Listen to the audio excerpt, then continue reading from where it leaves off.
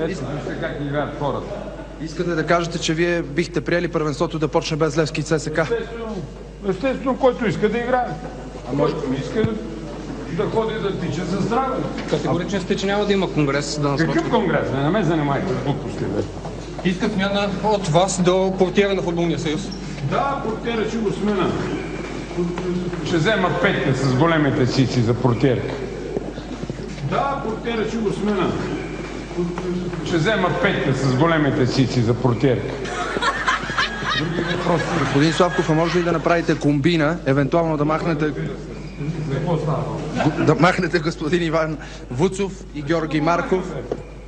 Защото клубовете искат. Те твърдят, че той е една от основните причини за последните събития.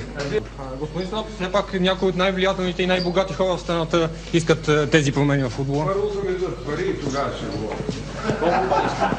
Много. Колкото има. Клубовете заявиха, че до сега не се е играл фейрплей. Това си е техна работа. При мен всичко е точно.